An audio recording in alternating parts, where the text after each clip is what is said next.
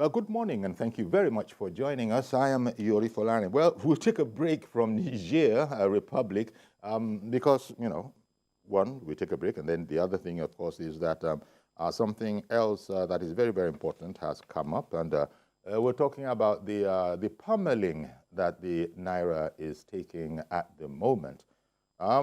It's a fairly technical subject in how to get it right, but at the end of the day, it affects everything because that's the part of it that's not too technical, that everybody in Nigeria, as we say, knows about the scarcity of the dollar, and everything almost is denominated, in dollar terms. So this is a big problem.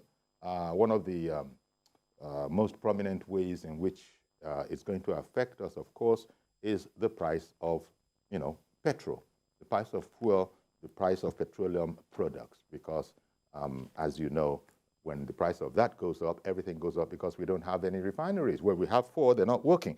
So all of those kind of things, we'll be talking about it with some experts today. But our caption is that the CBN threatens to clamp down on currency speculators. In other words, the CBN knows that this is not a natural demand and supply chain thing. The CBN says that there are speculators out there, and they are the little foxes that are spoiling the vine, so to speak. I don't know what you think about it. You might be able to call in, but Naira versus the dollar, and right now the Naira is taking a pummeling. The CBN acting governor has met with the president. That was reported in the news. And he's discussed this matter with the president. He's alerted us that he's told us that the president is very, very concerned about this matter, and that they have discussed what is to be done. The president is in support of what is to be done, but, the acting governor said it wasn't the time to share with the public what those measures are. But speculators are going to be in trouble, financial trouble, very, very soon, because they could be losing a lot of money, but we don't exactly know what the details of it are. So we're just looking towards that. Everybody's in a quandary, really, as to what to do. Everybody knows by now that when you look at the current market price of petrol, we are being told that it should sell at $7.20 per liter. That's because landing costs are where they are. I'm not being too, particular about this, but generally speaking, there was, the signaling of an intention, not really an intention, but that there was nothing that could be done. The price was going to go up. Well, the presidency, I think, has put a stop to that. Say, everybody hold their horses, calm down, and let's see what can be done about it as they are working on this whole matter. So, as I said, and then Ajurin Gilali, spokesman of the president, he has also been speaking. In fact, I saw a video material. He met with the president and was sharing with us that the needful was about to be done. Well, sooner, it had better be sooner rather than later, because things are really, really tough for most Nigerians. We have a report, I believe, and maybe we should play that bird's eye view report now, if we have it yet.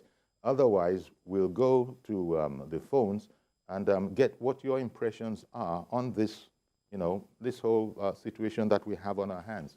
I don't want to go into all the details because I'm not the expert, and I can only be telling you about what I read.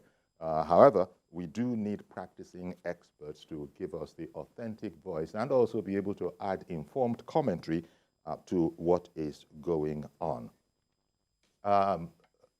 Did I hear Ms. Wale is in Ibadan? Good morning, sir. He's called in. Good morning, Mr. Yari. Good morning. Thank you for calling in. It's a pleasure. This problem with the currency speculation and all things. Yes. I think the first place to beam the searchlight are the banks themselves. Now, money comes in from diaspora into bank accounts. There is a policy that this money should be changed from in the bank there to Naira. But you get the bank staff bringing in the BDC, the Bureau de Change people, and telling customers that they can transfer the dollar into the BDC account and be paid by the BDC. You understand? The source of all these things are the banks themselves. Until a solution is found and adequate punishment meted out to the banks, this thing will keep going the way it is. You understand? So yes. We must face the banks squarely. The CBN must know the amount of dollar that comes into each bank due to transfer remittances. And once they know the actual amount, they must ensure that the banks pay out the Naira equivalent. If nobody needs dollars in this country, when the dollars that are needed are to be spent outside, maybe school fees and all those things. And when such things are needed, the banks are supposed to remit these monies, these dollars directly to where they are needed overseas. They are not spent in this country. So the CBN must monitor the dollars that come into all the accounts, make sure they are changed into Naira in the bank accounts, and I think that will go a long way in solving a large chunk of the problems. Thank you. Thank you very much for calling in, Wale. I appreciate the call. And in fact, so much so as you were speaking, I was reading an article on this by some knowledgeable chap, and he was saying, relating to what you said about diaspora money needing to come in, as an example of all of this, he was opining that we have a big problem here because if you try to send money in through the banks from abroad, it's cumbersome, it's not fast, and that kind of a thing. And so he was saying in his article that what then happens is you go to any of the fintech people, you pay them the money, and then what happens is that, well, they'll take your money. $1,000, for example, was the example he gave.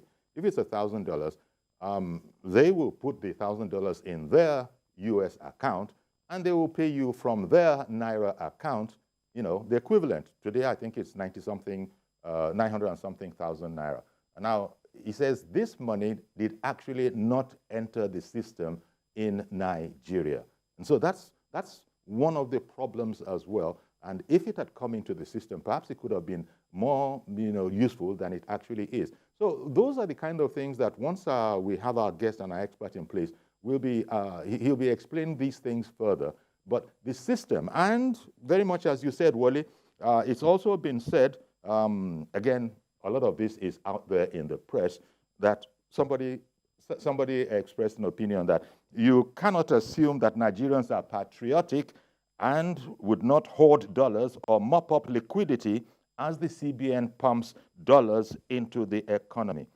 We must also not trust that banks will be fair and just in the distribution of scarce dollars. So just a thought for you. This is someone else's opinion. This is an article, but it does give an insight into what those who know enough about these matters are thinking. Mr. Yakub, good morning, sir, and thank you for calling in. Sorry for keeping you waiting. Go ahead now, please. Yeah, good morning, Chichori. I totally agree with the last caller. I totally agree with him. Because the major problem we have in this country is even our banks. For example, the central bank giving this dollar to them, in order for them to be able to give it to who need it, people that want to import something out to post to fees all outside the country. But this time they will tell you there is no dollar. In fact, they will be the one that directs you where you can get it. Meanwhile, they have already given this dollar to the Bureau de Change. And then, in fact, some of them even hold part of the business within the Bureau de Change because they will just use somebody to be in the front in the name of that person. Meanwhile, indirectly, they were the ones that hold the business. So they will be directing you where you can get the dollar at very high price. Why is it that the dollar cannot be changed or cannot be get inside the bank premises? Well, that's they will not give it to you. Exactly. It's a very big problem. And then this is the bank also. If you get that, okay, lend me money, they'll be asking for the collateral that you cannot get. They be asking for collateral because they want to just borrow a little money to run a business. Okay. Asking you go and bring your house, you go and bring your car, you go and bring this. It is unfortunate. Good morning, sir. Thank you very much for calling in, Mr. Yakub. Now, as I was speaking, I was telling you about the spokesman to the president having made a statement on that. Let's hear that statement from Ajuri Ngelale, telling us what the president is thinking about. Mr. President wishes to assure Nigerians, following the announcement by the NNPC Limited just yesterday, that there will be no increase in the pump price of petroleum motor spirit anywhere in the country.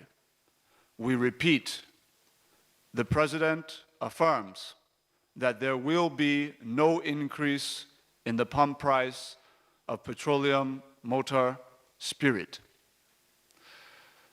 We also wish to affirm that the President is determined to maintain competitive tension within all subsectors of the petroleum industry. He is determined to ensure that our policy drawn up as well as policy implemented follows the cue that there will not be any single one entity dominating the market. The market has been deregulated, it has been liberalized, and we are moving forward in that direction without looking back. Okay, thank you very much. That was Ajuri Ngilale's statement there. He, in that aspect of his talk, was emphasizing that the petroleum price is to remain very much the way it is.